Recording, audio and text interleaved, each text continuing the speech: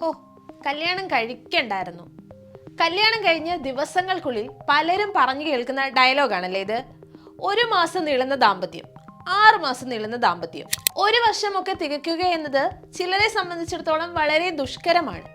ഹിന്ദുക്കൾ തമ്മിലുള്ള വിവാഹം പവിത്രമാണെന്നും അസാധാരണമായ ബുദ്ധിമുട്ടോ ധർമ്മച്യുതിയോ ഉണ്ടാവാതെ കല്യാണം കഴിഞ്ഞ് 1 വർഷത്തിനിടയിൽ വിവാഹമോചനം നൽകാൻ സാധിക്കില്ലെന്നുമുള്ള വിചിത്ര നിരീക്ഷണവുമായി എത്തിയിരിക്കുകയാണ് അലഹബാദ് ഹൈക്കോടതി.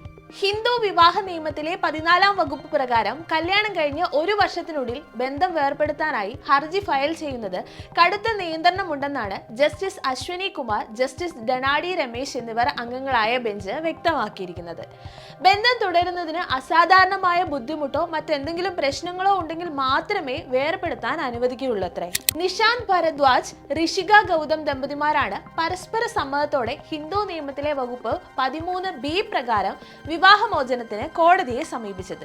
ശരൺപുരിയിലെ കുടുംബ കോടതി ഇവരുടെ വിവാഹമോചന ആവശ്യം ഇതേ കാരണം ചൂണ്ടിക്കാട്ടി തള്ളിയിരുന്നു.